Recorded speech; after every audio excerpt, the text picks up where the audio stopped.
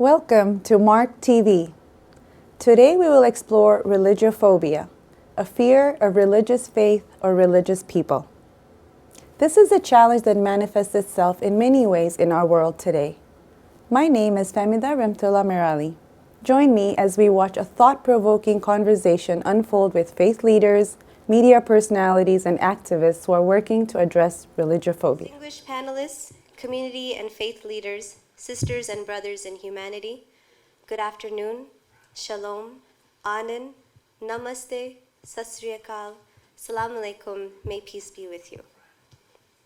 It is a great pleasure for me to welcome you all to this afternoon's town hall conversation on the topic of religiophobia. Ladies and gentlemen, we live in a troubled world, and we find ourselves faced with several challenges and opportunities. Would the world be a more peaceful place if we had an enhanced understanding of people for their faith and spirituality? How do our faith and spiritual traditions guide us? What are the tools we need to respond to the culturally and religiously based tensions that challenge the very nature of humanity? Today, we are honored to have 7 fantastic individuals who are actively engaged in these conversations, working hard to address these issues, and will shed light on the various aspects of religious phobia from their own experiences. Allow me to introduce our moderator for today, Abbas Qasim. Abbas is a Toronto-based lawyer and board member with the National Council of Canadian Muslims.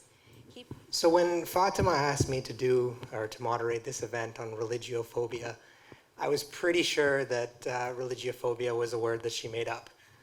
However, I think it is a concept that all of us have experiences with and kind of understand what's going on. I know in my capacity as a board member of NCCM, we're constantly dealing with Islamophobia from the small scale, whether that's having a hijab-wearing woman having trouble at work, to taking on our current conservative government and their almost policy platform of Islamophobia. So what we've done here is brought together experts from different fields, different backgrounds, different faiths, to look at this issue of religious phobia and kind of dissect it. We want to look at the different perspectives and the different arenas in which they work at and from their different respective faith backgrounds. So first we have Dr. Karen Mock. Dr. Mock is a human rights consultant, educational psychologist, teacher, and educator. She's the former executive director of the Canadian Race Relations Foundation and of the Human Rights of B'nai B'rith. Dr. Mock is one of the few people in Canada qualified by the courts and human rights tribunals as an expert on human rights, discrimination, racism, anti-Semitism, and hate group activity. Dr. Mock will frame the discussion and speak to us about her various experiences. Thank you. Religiophobia, I take it to mean discrimination on the basis of faith. Some people use the term faithism, but then that tends to mean also people are suspicious of anybody who's observant, and kind of a negative stereotype and a discrimination against people of faith in general, not specifically any one of the isms or the phobias. The other place I come from is that if I am a human rights activist, if I truly live and breathe human rights, then, in keeping with the second question about understanding each other and standing up for the other, it can't just be human rights for my own people. One has to recognize and appreciate and understand and empathize with all forms of discrimination. Sadly, that is where, and my stories that I will give you to elaborate this, sadly, that's often where the challenges of putting theory and policy into practice are too great. Because I can recognize, and so can you, in the newspaper, bias against my people, and I say, look at that damn paper, look how biased it is. But how many of you when you see in that very same newspaper something about the other, the Jews did this, the whatever, you say, aha, you see? They are like that. Same paper, same bias in the media. But now that it kind of agrees with a stereotype, it isn't seen as that. And so many of our anti-Semitic incidents of systemic Islamophobia and others are because of people's lack of understanding of what duty to accommodate really is and what is reasonable and unreasonable accommodation. So what is and isn't anti-Semitism? You know the golden rule, and I love the Scarborough Missions thing, right? Of the golden, the so-called golden rule.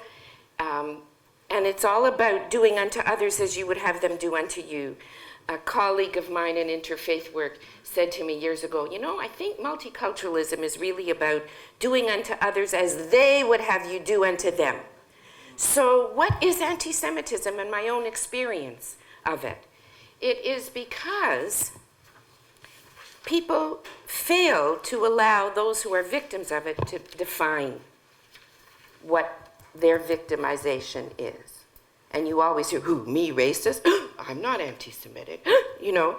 And when I speak about anti-Semitism, is it anti-Semitic when the tryouts in the public school for soccer are on Erev Rosh Hashanah, you know, after sundown? Is that anti-Semitic? Someone will say, no, that's not anti-Semitic. Anti-Semitic only means Jew hatred. No.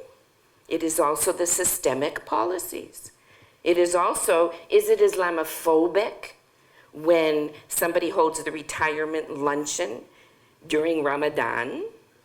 It's not deliberately, but, and phobic and isms, that makes it sound like hatred. But we've recognized systemic racism. We can recognize systemic bias against Muslims. Just because a Muslim says, it's okay, I can come anyway, I just won't eat. Second-class citizen. It happens to everybody. Now the niqab is under attack. I did an experiment once where I showed people the exact picture of the nun's habit, and then I showed the exact same face shown, and they would, you know, I said, so tell me, should we not allow the nun to wear it in church? I mean, in the court? So that kind of explanation. Education is the key. We can't attribute to hatred and to Islamophobia and anti-Semitism that which is explained by ignorance. We have to get to know people better so you can, in fact, put yourself in the other's shoes and understanding what a real ally is, that it isn't just let's all get together on sisterhood and brotherhood and Abrahamic Faith Week, and then when we leave, stab each other in the back like the cats and the dogs. But we actually, together, we are stronger in countering all of the isms and the phobias. I'm glad that you did mention religious accommodation. I think that's a hot topic in the media, and I'll just chime in for a second. I've written a little bit about it, and commonly in the media it's described as, is this religious practice reasonable? Which is completely not the legal test. It's, can we accommodate this practice reasonably? So our next panelist is Susan Harrison. Ms. Harrison is serving as the acting president of the Ontario Multi-Faith Council, pastor of Windsor Mennonite Fellowship, and an associate chaplain at the University of Toronto. She's been involved in interfaith dialogue and bridge building for over 20 years, as well as an advocate for spiritual and religious care in hospitals, nursing homes, prisons, and universities. She'll speak to us about the Mennonite experience and interfaith dialogue in general.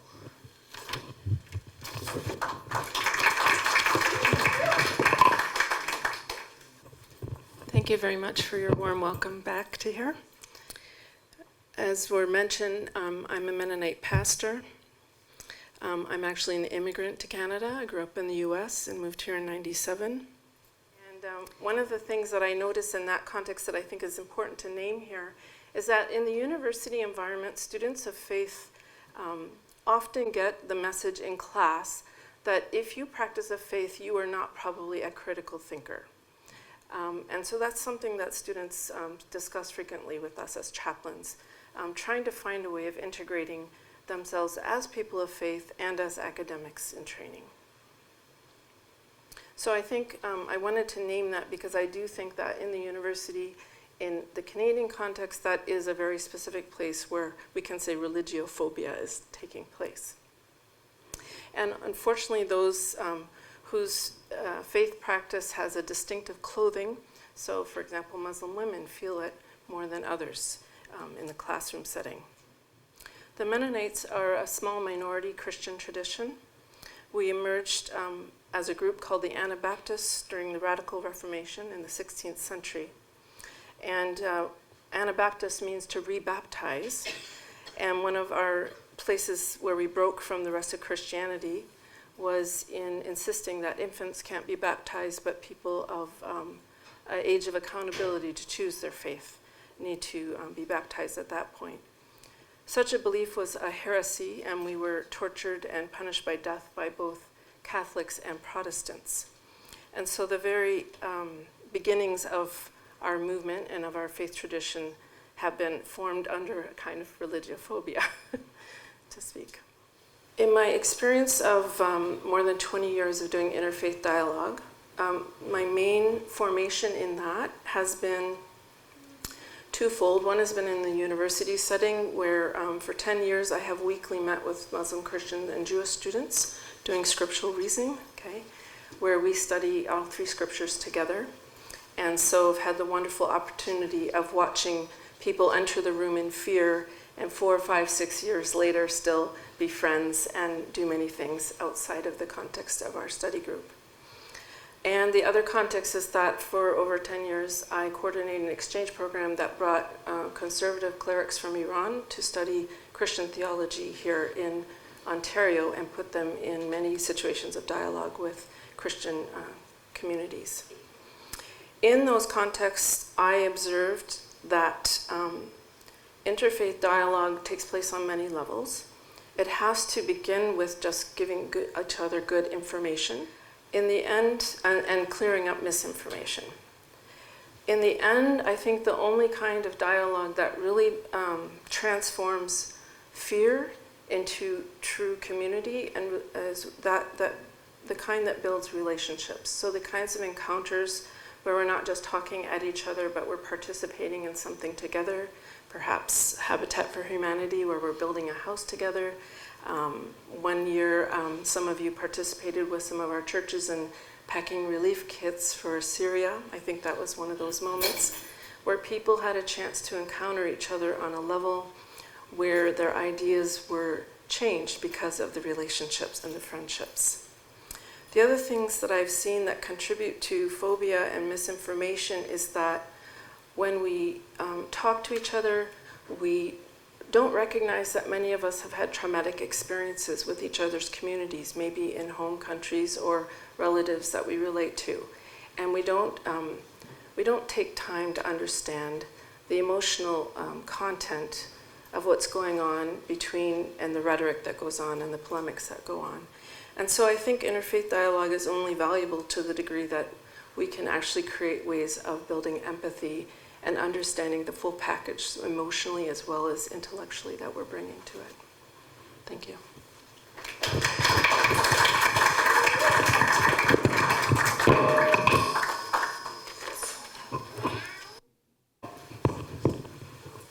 Thank you, Ms. Harrison. I think it's interesting you mentioned that there's a perception that people who practice faith are not critical thinkers. So now I have a reason why I didn't do well in school.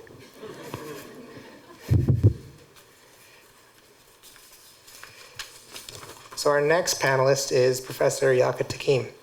Professor Takim is the Sharjah Chair in Global Islam. Sounds very impressive.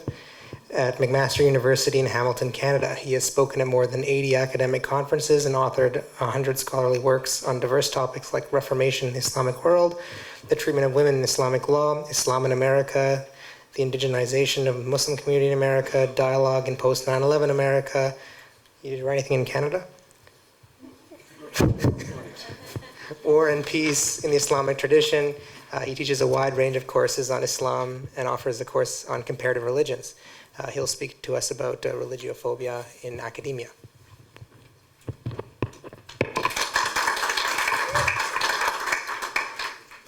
Assalamu alaikum wa rahmatullah. You all know what it means when a professor takes off his watch before speaking, right? It means nothing, actually. In any case, we want to talk about religious phobia, which is a comparatively new term. Phobia is seen as a prejudice against, hatred towards, and fear of a group. And I want to take a different spin on this whole argument, because when we talk of religious phobia, it means fear of religion. But I think of it not only as fear of religion, but how religion causes fear of others. In other words, just as people are scared of religion, religion is also scared of other groups, of other people. Can religion generate phobia and fear? Absolutely, yes. What happens many a time when one religion tries to show the preponderance or superiority over other religions, or try to even eliminate other religions, is that they compare what I call ideals of theirs with the realities of others. We never want to compare apples with apples, rather apples and oranges. In other words, to put in our own language, for those who don't understand, we are very good, they are very bad. Our ideals are this. Rather than comparing the ideals and ideals of both religious traditions, they compare the ideals of one with the realities of others. It happens all the time. Haven't you seen how many times non-Muslims, especially some Christian fundamentalist groups, point to the Quran? Aha, the Quran says, kill them where you find them. The Quran is a violent document. Haven't you heard that? In fact, just as I was driving here, I heard on the radio that a GOP candidate, Carson, I think, and he was saying that Islam is incompatible with American Constitution and American values. This is one way of generating phobia of Islam, that these Muslims can never be real Americans, because if they were real Americans, they wouldn't be Muslims. It's that kind of mentality that we need to fight over. The phobia is not only by those who speak on behalf of religion, and by the way, many of those who speak on behalf of religion feel, or at least in their minds, that God has spoken to them, the fundamentalists primarily, that God has spoken to them, and therefore they have a duty to impose their understanding and interpretation of religion on others. And if you don't listen to me, then I'm going to exterminate you. In fact, if you don't listen to me, you're going to go to hell. And therefore, I'll do you a big favor and send you there faster. The tool that has become most potent and powerful in promoting religious phobia has been the media, obviously. And if you look at it, and I'm more familiar with the Islamic tradition because I worked on it.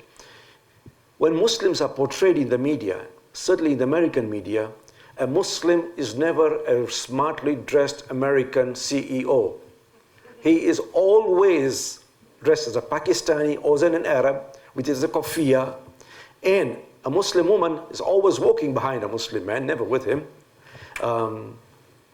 And she's always in a burqa or a hijab, in a ninja turtle hijab, you know. These are what we call stereotypes. Stereotypes, they create association between ideas and groups. So whenever you think of a group, the idea comes to mind. When you think of an idea, which is always very negative, the group comes to mind. Muslim, terrorists, turbans, and so on.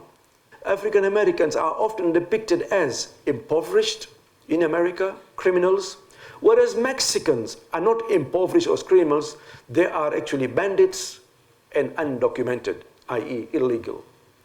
FBI agents, lawyers, doctors, and reporters, on the contrary, are white males, almost invariably.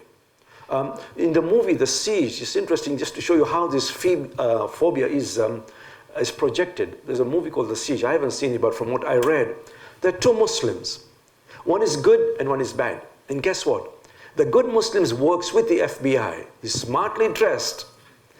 He doesn't pray, he doesn't fast. Whereas the bad Muslim is the one who, before he kills, Allahu Akbar, he must do wudu.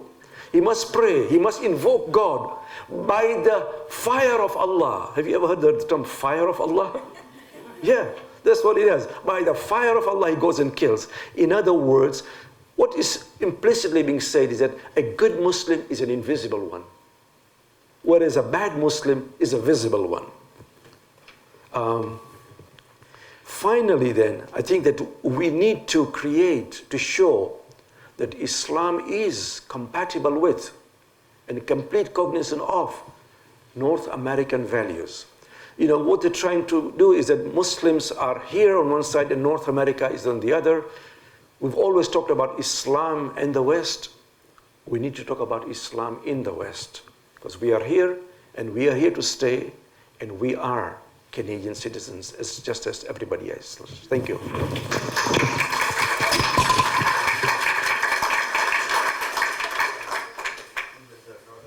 Thank you, Professor Takim. So our last panelist is Ms. Kim Wheatley. Ms. Wheatley is an Indigenous cultural consultant. She has provided a wide variety of cultural-based workshops throughout the Greater Toronto, the Greater Southern region of Ontario that educate, sensitize, and expand the minds of those seeking a greater understanding of the Indigenous perspective. She'll speak to us about the Indigenous perspective with religiophobia. I bring you greetings on behalf of the Mississaugas of New Credit, and I also speak in the language of my ancestors. You see, spirit is infused in the language of the people, and we are a spiritual people. And so when I speak my language, I'm calling in those spiritual grandmothers and grandfathers who walked this earth before I did, and will help to guide my words today with my notes. This is an eagle feather, and it's said that when you hold an eagle feather, the only words you can speak is the truth. And so in that good way, with a good heart and a good mind, I hope to speak some truth today. My English name, or my tax name, is Kim Wheatley. The government recognizes me as a taxpayer. That might be a shock to some of you. Yeah, I pay taxes. I'm from a small community called Shawanaga First Nations. It's in Ontario here, in the Georgian Bay region. It's a small community, 4 by 4 square miles. We have approximately 200 people who live on reserve, so we're still here. That's a surprise to people. I currently live in Richmond Hill, and I am a Anishinaabe Kweyandao. So I know I was introduced as a cultural speaker, presenter. Some people might call me an Indian. The government calls us First Nations people. But we call ourselves Anishinaabe, the original being, or the good being today. And I look at the people present, and I'm honored to be here as a First Nations representative. The Government of Canada has decided that we are too diverse a group to be recognized individually as nations, even though we're a sovereign nation in this country. We didn't come from any place else. We have always been here, and we will continue to be here. There's this fallacy that we're a dying race, we're disappearing. Who's feeding you that? We don't think that. We're the fastest growing population in this country. We're still here after 500 years of engagement with the colonizers who came from someplace else on this earth. The various means used to eradicate our presence, our beliefs, our practices still continue today. And there's some growing awareness with the average Canadian person with some of the media attention we've been getting. Usually it's negative. You know, I really enjoyed the previous speaker's references to stereotypes. I mean, sometimes when people invite me, I think they expect me to come in leather and feathers. Yeah, they expect me to say I live in a teepee. They expect me to come kind of sexy, you know? And our men to come with big muscles and half dressed. But that's not the case. We don't dress like that. We're very modest people. And our thoughts, our practices, our beliefs are very important to us. The way that we engage is always truth-based. Right? It's from our hearts. What we ask, what we try to facilitate in stretching your mental birdcage is to encourage you to be aware that, one, we're still here, that we know who we are. We don't need anybody else telling us who we are. We don't need anybody else describing who we are or speaking on our behalf. We're here, and we can tell you who we are. We can tell you what we believe. You see, so the seed I want to plant in you today is that seed of kindness. I want you to feel good about who we are. We have a government who doesn't feel good about who we are. We are actually on the list of terrorists in this country. And our story is similar to your experience, both in this country and elsewhere. So I feel we have a lot in common, a lot to talk about. And I hope I'm inspiring you to open that dialogue. There's no stupid questions. Any question is a good question if it helps you to learn the truth from one of us. Yeah. So thank you very much for this time. He's getting a little anxious, I can feel him. I hope this has been helpful to you, and I look forward to your questions.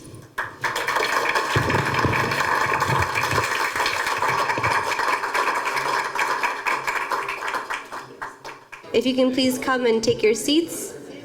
If you can make it back here in the next 60 seconds, you can hear a lawyer joke.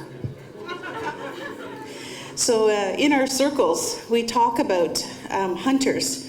So what do you call a bad hunter? Vegetarian. Yeah, everybody knows this joke. You see what I'm... Each community can tell a joke on themselves. Okay, so why don't Mennonite men roll up their sleeves?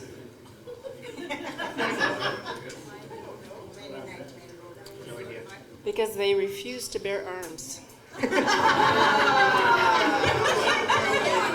There were 3 people walking in the desert.